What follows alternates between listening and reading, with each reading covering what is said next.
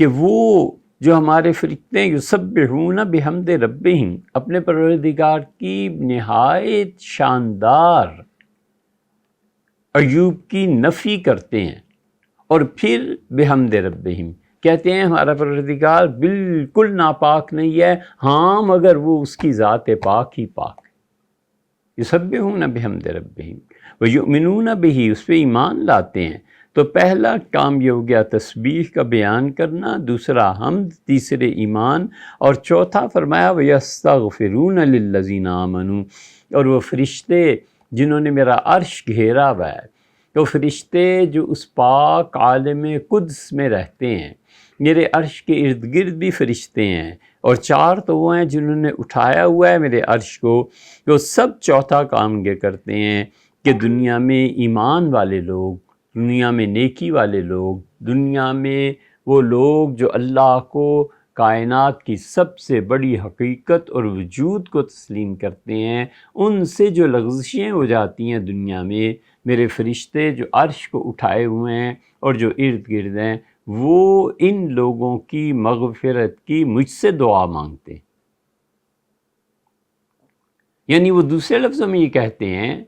کہ اے رب، یہ جس سے تو نے اتنا علم و عمل عنایت فرمایا ہے، اے پروردگار جو تیرے قریب بندوں میں سے ایک ہے، اس سے بھی گناہ ہو جاتے ہیں، تو اللہ ان کو معاف کر دے۔ اور وہ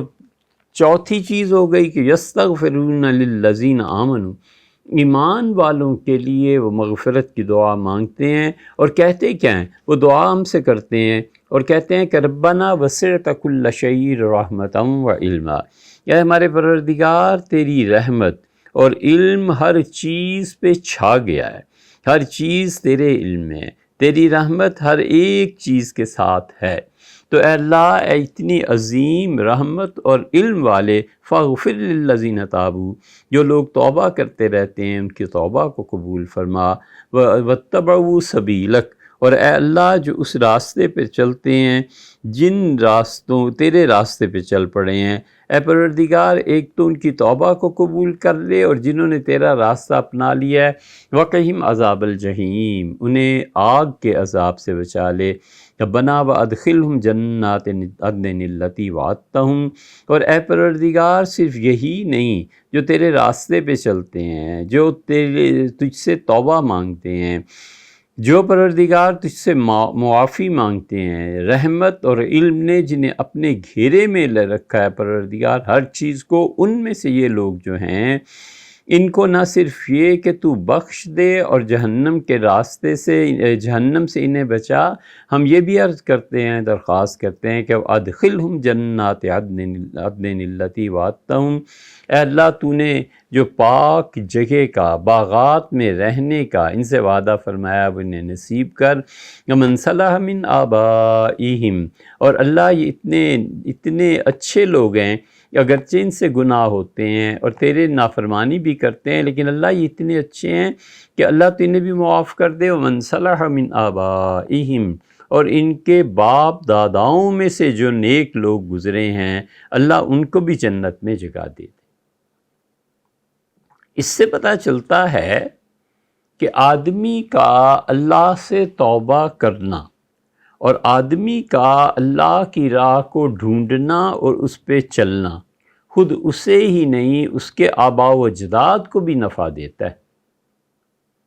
اس لیے اولاد کا صالح ہونا یہ باپ دادا کے لیے بھی بہت فائدہ مند چیز ہے۔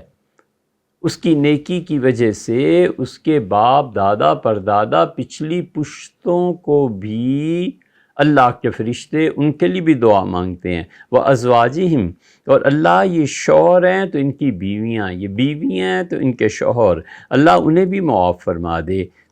ایک اور ترجمہ کیا گیا ہے کہ من صلح من آبائہم، اللہ جو ہمیشہ تجھ سے معافی مانگتے رہتے ہیں، ایک، اور اللہ تیرے راستے پہ چلنے کی کاوش کرتے رہتے ہیں، دو، جس میں بھی یہ چیز ہے، اے پروردگار اس شخص کے آباء و اجداد کو بھی معاف فرما، اور اس کے ازواج، زوج جمع ہونا دو فرد،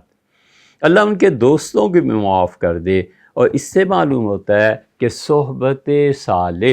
اچھے بندوں کی صحبت اللہ کے اچھے بندوں کا دوست ہونا، اللہ کے اچھے بندوں کے ساتھ دوستی کا تعلق قائم رکھنا، وازواجہم، اور اللہ ان کے دوستوں کو بھی، وذریاتہم، اور اے پروردگار اس کے ساتھ ساتھ وہ جو ان میں سے کے ماں باپ، بیوی، بچے جو بھی نیک ہوں، اے پروردگار ان سب کو۔ تو اس سے معلوم ہوا کہ نیک اولاد ہونا بھی اللہ کا بہت بڑا کرم ہے۔ پہلے فرشتوں نے پیرنٹس، فور فادرز کی بات کی، پھر انہوں نے کہا جو ان کے برابر کے ہیں، بیویاں ہیں یا دوست ہیں، پھر وہ نیچے کی طرف آئے، ان کا اے اللہ ان پاک لوگوں کی جو اگلی نسلیں ہیں، ان کی ذریت، ان کی اولادیں ہیں، اے اللہ ان کی اولادوں کو بھی معاف فرما دے۔ باپ بڑا آدمی تھا، اولادوں کو بھی معاف فرما دے۔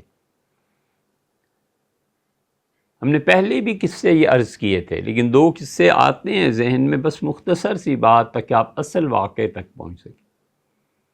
علامہ اقبال کے کلام کو ایک طرح سے ایک پیرزادے تھے، رٹا لگایا ہوا تھا، بہت متاثر تھے۔ خط لکھا علامہ کو اور کہا لاہور آپ کے پاس آنا چاہتا ہوں، کشمیر کا باشندہ ہوں۔ تو انہوں نے کہا آؤ رہو۔ وہ 3 دن رہے، پھر جب وہ واپس جا رہے تھے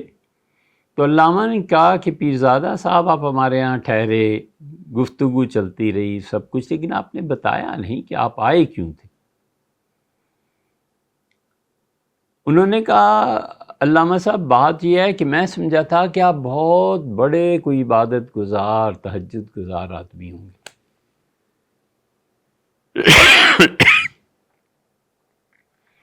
مگر میں آیا، آپ کو دیکھا، آپ کے ساتھ رہا، تو جیسے عام مسلمان کوئی اچھا بہتر مسلمان ہوتا ہے، آپ کو اس جیسا پایا۔ اور حالت یہ ہے کہ آپ نظم آپ نے دیکھ لیا ہوگا، ایک مصرع پڑھتے ہیں تو میں آپ کی پوری نظم سنا دیتا ہوں، مجھے آپ اتنے اچھے لگتے ہیں، میں آپ کا کلام اخبارات میں پڑھتا رہا۔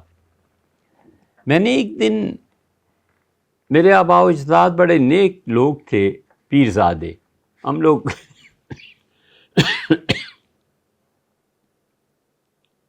ان کی اولاد میں سے۔ میں نے ایک مرتبہ خواب میں حضرت رسالت مآب صلی اللہ علیہ وسلم کو دیکھا،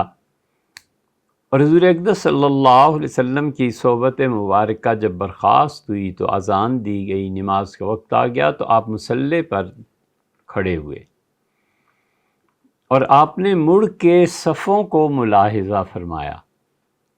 اور آپ نے کہا کہ اقبال آ گیا۔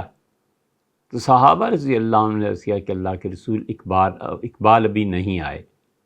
تو حضور صلی اللہ علیہ وسلم اقامت کے بعد رکے رہے یہاں تک کہ آپ آئے، اور پھر انہوں نے نماز پڑھا دی۔ تو میں سوچ میں پڑ گیا کہ یہ کون اتنی بڑی اقبال کی ہستی ہے کہ حضور اقدس صلی اللہ علیہ وسلم نماز میں ان کا انتظار کریں۔ تو میں اس لیے آیا تھا کہ میں آپ کو دیکھوں آپ کیا اعمال کرتے ہیں۔ اس قصے میں آتا ہے، علامہ نے پوچھا آپ کیا کرتے ہیں؟ اسے بڑا اچھا جواب دیا، بڑی دانشمندی کی بات کی۔ اس نے کہا حضرت بڑوں نے محنت کی تھی، علامہ صاحب وہ اللہ کے نیک بندے تھے، ہم تو ان کی پینشن کھاتے ہیں۔ یہ ہے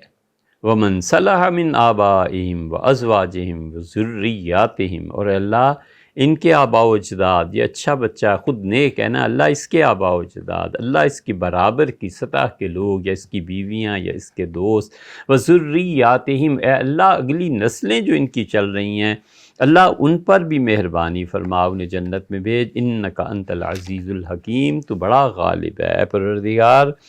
تو تیری حکمت بھی کامل اور تیرا اقتدار بھی کامل۔ وَقِهِمُ السَّيِّئَاتِ، اور اللہ انہیں برے حالات سے بچا، یعنی دنیا کی زندگی میں اللہ کے نیک بندوں کی اولاد پہ، والدین پہ، برابر کے لوگوں پہ جو مصیبتیں، گرفت اور تکالیف آتی ہیں، اے اللہ یہ تیرے بندے ہیں، اے اللہ انہیں دنیا میں زندگی میں تکالیف سے بچا۔ یا پھر دوسرا تشریح اور مفہوم یہ کہ وقعہم السیئات، اللہ قیامت کے دن کی سختیوں سے انہیں بچا، وَانْتَقِ السَّيِّئَاتِ يَوْمَئِذٍ فَقَدْ رَحِمْتَ، اور اے اللہ جس کو تو نے اس دن بڑے دن میں محفوظ کر لیا اور محفوظ ہو گئے، اور ایسی حفاظت فرمائی کہ قیامت کا دن ان پہ گرا نہیں گزرا، یقیناً وہی ہیں جن پہ تو نے رحم کیا، وَذَلِكَ هُوَ الْفَوْزُ الْعَظِيمُ، اور لوگوں یہ بہت زبردست کامیابی ہے جس کو بھی ملے۔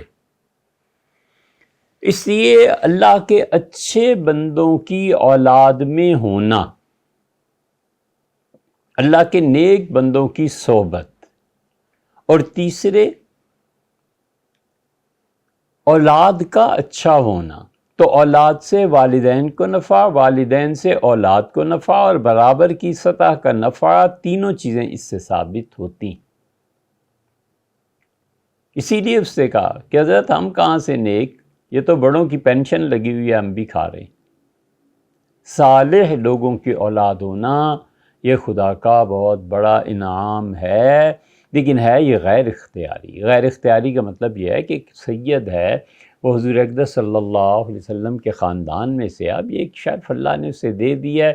کوئی اب اس سے حسد کرنے بیٹھ جائے تو سوائے اپنے آپ کو برباد کرنے کے کیا حاصل۔